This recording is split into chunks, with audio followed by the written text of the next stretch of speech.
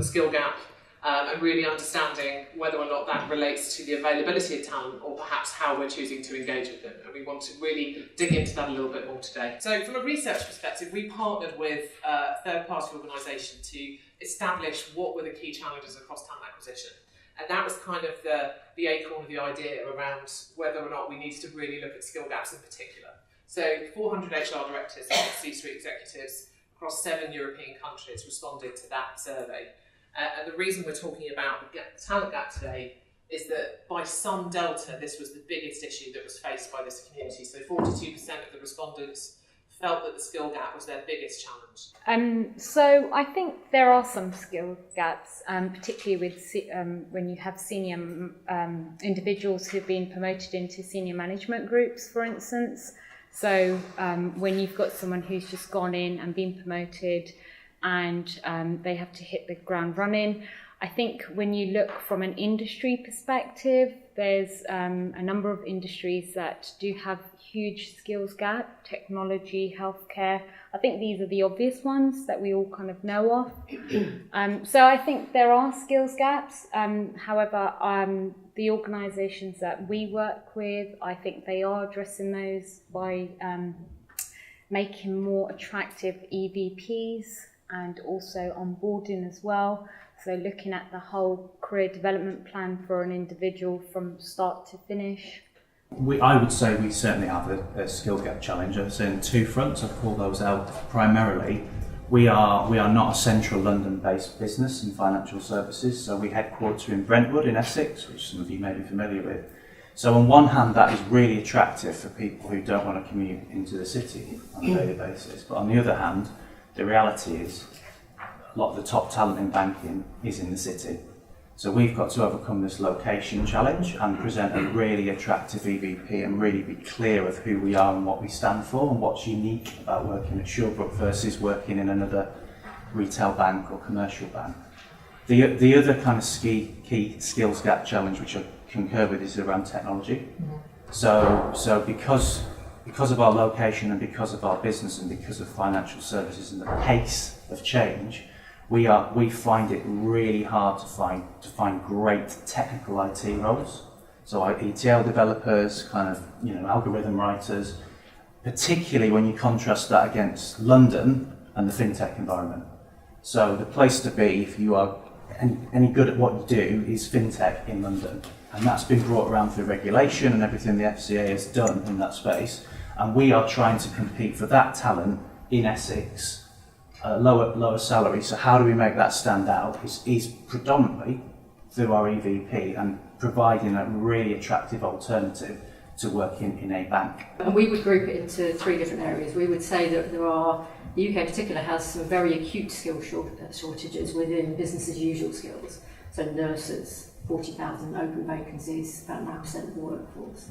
Teachers, for 2 consecutive years we've had more leavers before retirement age than we've actually had people joining the profession. Bricklayers, drivers, HGV drivers. So business as usual, we have some acute skills shortages within some of those occupations that many employers need.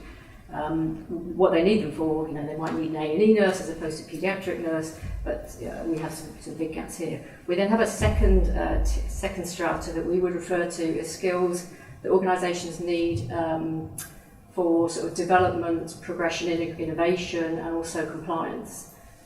So they are becoming generic occupational needs, but we might need them in 1s or 2s. So your ETL developers would be an example of that. You'd need them to kind of help you to progress. Yeah. And lots of people need ETL developers, but it's not on the same scale as we need sort of nurses or teachers.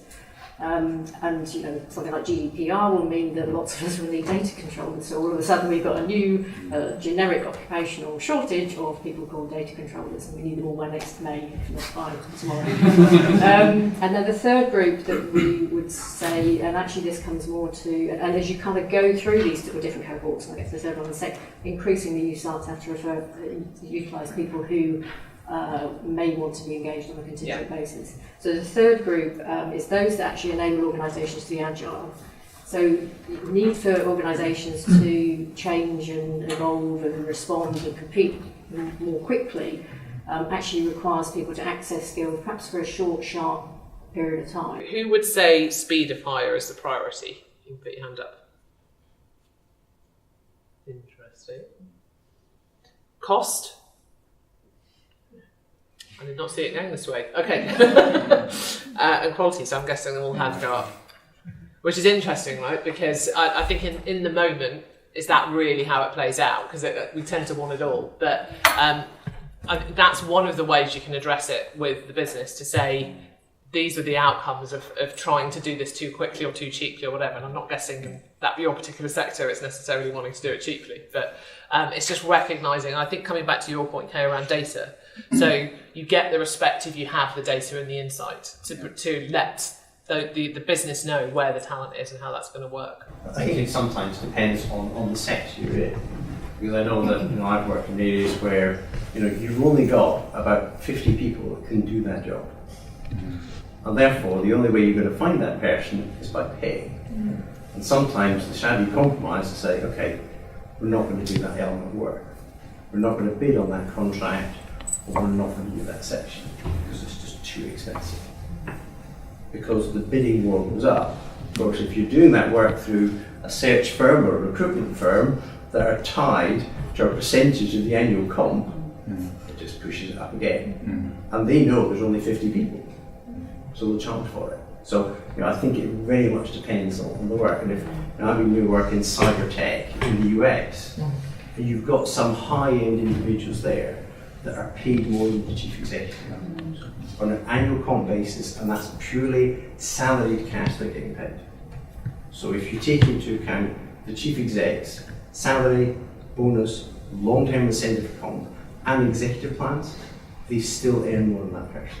That just shows you what the market's like in cyber tech. That's defence cyber tech in the US. Any more questions that anybody... Oh, go ahead. I just wanted to ask a question of Lee, getting back to Brexit again. Given that you sort of recruit where you're asking candidates not to follow the crowd into London, and there's the challenges of Brexit, there's not just the fact that European workers are, some of them feel unwelcome, there's also the fact that the pound has dropped off and people can earn more by staying and working, going to Germany, for example, particularly within the finance sector. So I wanted to get your thoughts. If you could give your recruitment agency sort of partners or one piece of advice about how best to serve your business, given those circumstances, what would it be? I think it probably runs under the bucket that we've given them already, which is about fluidity. That we are an evolving business. We're a specialist bank at the end of the day. I think it's about keeping abreast on the passive candidates and the talent that's really out there, rather than targeting people for a vacancy. A lot of people haven't heard about the brand, don't know the story. It's telling the story, bringing the brand to life, bringing what's unique about working in a challenger around that. I'm not sure Brexit plays into that too much, into people's thinking, because I think people actually think quite short term. I've been sat here the whole time just thinking about it from the other point of view, as in the people applying for roles and from the candidate side. And just wondering, A, how they know there's a skill shortage in certain areas, and I'm sure in certain areas it's obvious, but for example, management, for you, but also how they actually get to you, because nowadays they're navigating online job boards, LinkedIn, loads of different ways to get to you. So I suppose, what are you doing, or what's the market doing to find or help those people find the companies that need them? And we would hope that many more employers would do that, because the amount of candidates, particularly it doesn't, not necessarily younger candidates, people who have been displaced and are trying to find work as well, they are so disillusioned with the online recruitment process. And diligently filling in all the application forms, diligently doing everything that employers are asking of them, only to at best receive an automated response saying, if you don't hear from us in 3 weeks, you weren't successful. It's kind of not acceptable. And it comes back to networks. So exactly to your Yeah. point, it comes back to if you can engage your organisation in using their networks, that's where we go to. That's our safe place to get good advice and for about opportunities. A lot of it's mobile enabled now, which does help kind of smooth out some of those longer applications. So thank you very much to all of our speakers. It's been a really interesting discussion. I think the thing that came out for me was that we all need to think ahead strategically about the future, but none of us are doing that. So, apart from that, it's all fine. I hope you'll join us now for a glass of wine and a bite to eat. I think we're back downstairs. And just a note for your diary, our next event is on the 14th of November. I'm very privileged to have a guest speaker who's the Chief Executive of Time Out, Giulio Bruno. Giulio's going to be talking about leadership in the digital age.